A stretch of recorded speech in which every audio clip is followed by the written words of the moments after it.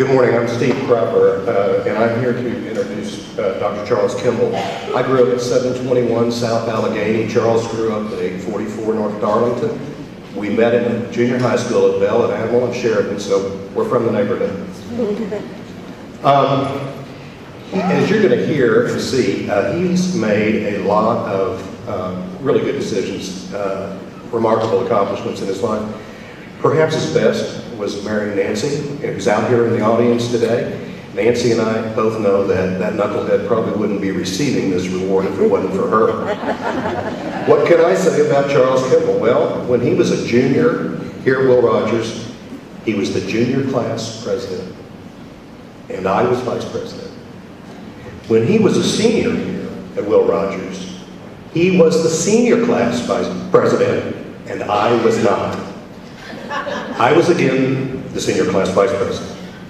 During most of his junior high and high school years, he was the starting point guard on the basketball team, and I was the backup point guard, sitting on the bench collecting splinters.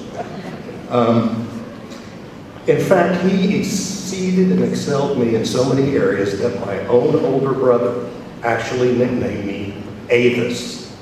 Because you see, back in those days in the rental car business, there was Hertz, and then there was Avis.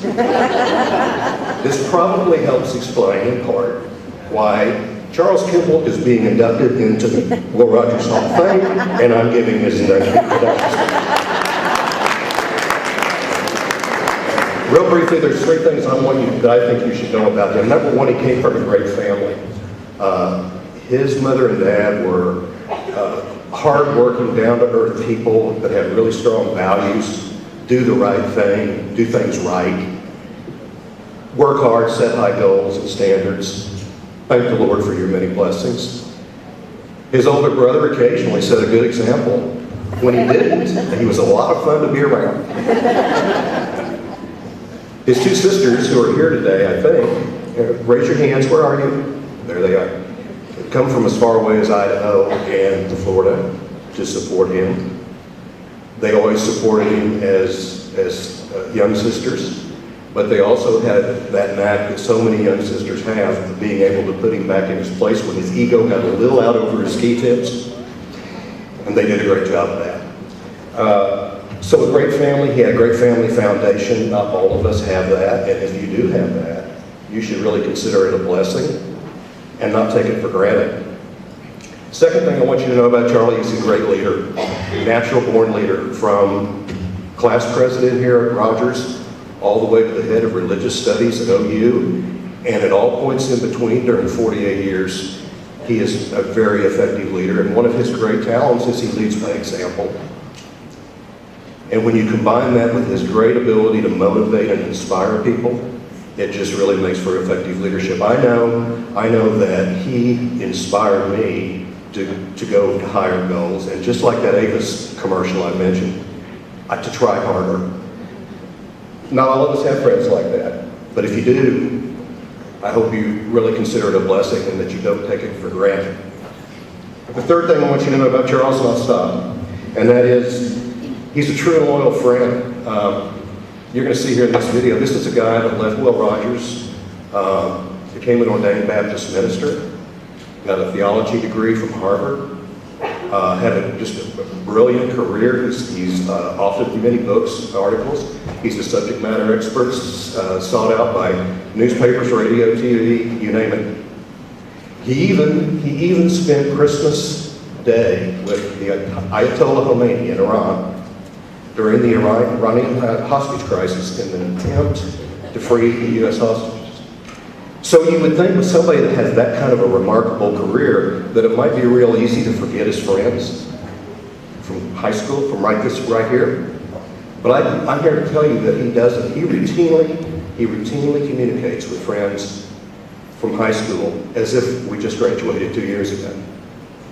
So not everybody has true and old friends, but I hope you do. And if you do, it's really a blessing. Don't take it for granted. I now want to introduce the video for Charles Kimball, who is one of my oldest and dearest friends and my best friend. Thank you.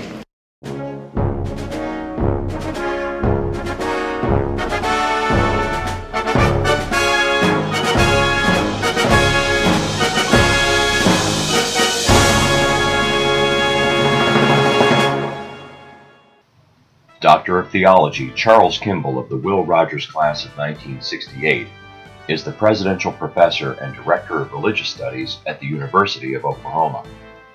He served for 12 years as Chair of the Department of Religion and Professor in the Divinity School at Wake Forest University in Winston-Salem, North Carolina. An expert on the Middle East, Charles is a frequent guest on national and local television and radio programs where he interprets events and interfaith issues. He has delivered lectures at more than 200 colleges and universities, churches, conferences, and civic organizations in the U.S. and Canada. From a very early age, Charles played baseball and basketball on highly competitive teams. His junior high team, the Bell Bobcats, won 2 straight state championships. He was the point guard and leading scorer on the 9th grade team. He was a member of the Will Rogers Ropers basketball team that won the Oklahoma 7 Conference Championship his junior and senior years. He also lettered in golf all 3 years.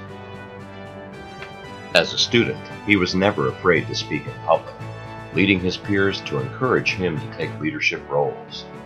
At Will Rogers, he served as the president of his junior and senior classes and represented the school at the National Bellamy Awards in Tucson, Arizona in October 1967, 10 years after Will Rogers won it.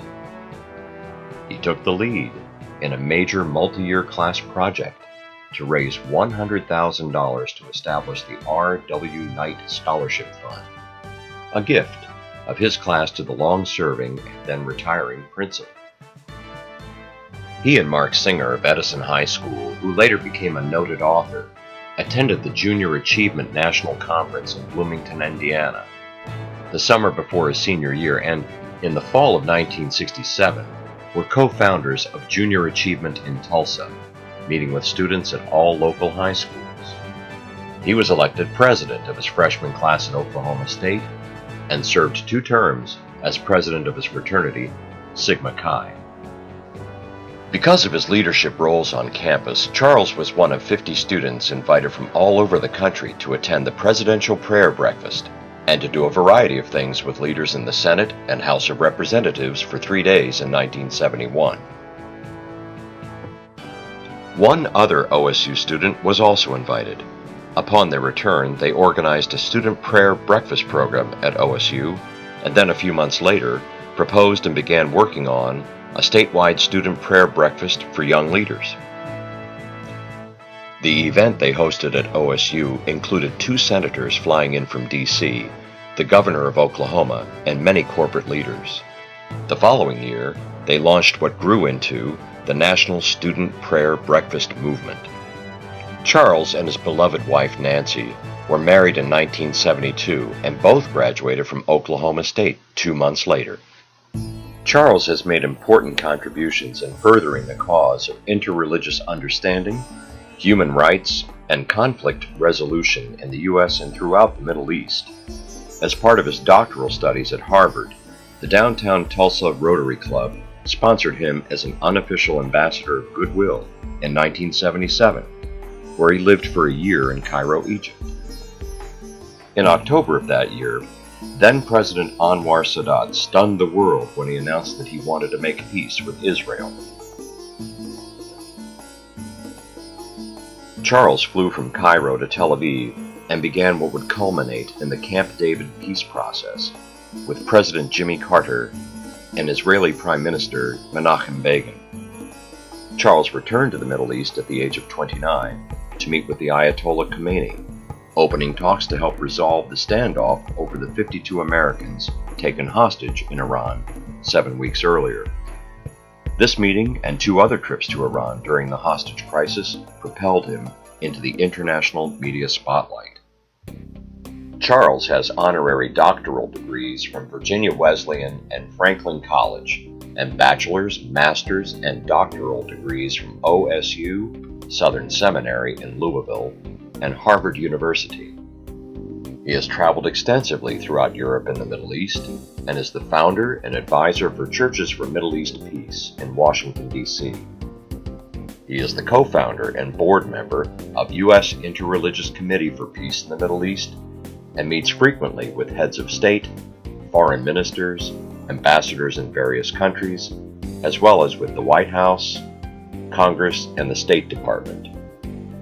He participated in the Harvard University Center for the Study of World Religions. He has authored 5 books, and his work has been featured in numerous national publications. For most of the 1980s, Charles was going to Europe and the Middle East 3 or 4 times a year in his work as Middle East Director for the National Council of Churches. 2 of the reasons for returning to the academic world full-time in 1990 were to have the time to write books and teach, and to be present while his children were growing up. This allowed him to coach basketball and baseball teams for his children, including an undefeated girls basketball team and an undefeated boys baseball team that lost only the South Carolina State Championship game in 1995.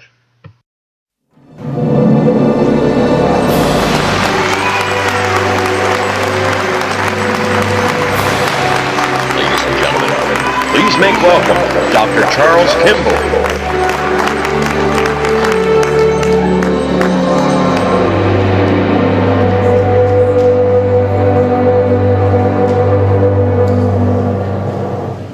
Well, like the others, I am obviously deeply honored to be here and to be receiving this distinguished award. I grew up just half a mile from here, and my father always had season tickets to all the TU games, so I'm deeply, deeply connected to the Golden Hurricane. As the video noted, I'm a graduate of Oklahoma State. Pride is not a Christian virtue, but I'm very proud of being an OSU grad. But I now teach at OU, and all partisanship aside, I hope everybody's attention will be focused in Houston this weekend for the Sooners National Championship.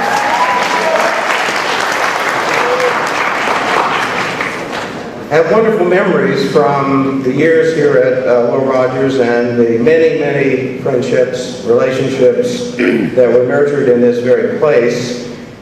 But more than memories, like many others, particularly in the class, my class of 1968, we had all kinds of help and support and encouragement to really dream big dreams and pursue those dreams. As was noted already, one of the things that we adopted as a class was a project to develop and raise funds for a scholarship fund in honor of the principal. R.W. Knight, who'd been here for many years and was retiring our senior year. And we raised $100,000, which in 1968 was a tremendous amount of money. It was probably 30 times more than any class had ever raised for their class gift to the school. It's one of the people who raised all of that money, right? And it was a concerted effort by all of us. I had some particularly special opportunities, and that was noted already in the video in terms of being able to represent the school in Tucson for a week at the Bellamy Awards, and then being selected as one of 2 people, along with my friend Mark Singer, who was the president of his class at Edison High School, to go and begin the process of starting junior achievement here in Tulsa. I want to come back and say something about that in just a moment. Most importantly, I think, are the friendships that one has and the relationships you develop, this kind of support community that Steve Cropper mentioned, which obviously are very, very important in every way, but also the teachers and the mentors, people who provide support and encouragement at each step along the way. Certainly that includes not just teachers here, but mentors in college and beyond. And of course, as he noted, and I won't reiterate in great detail, the support of family is something that I've been particularly fortunate and blessed with over all these decades.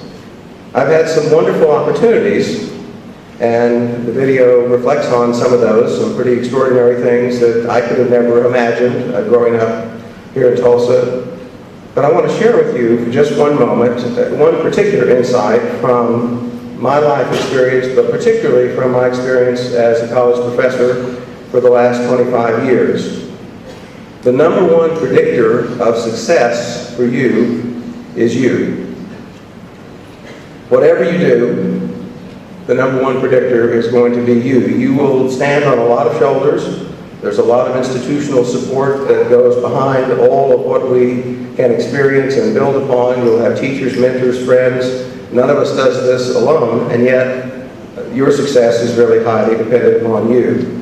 So I encourage you, as students, especially as you go out from this place to whatever you may do, whether you pursue college or some other path, to open up, to learn, to keep exploring, open yourself and explore new ideas, new points of view, wrestle with tough issues.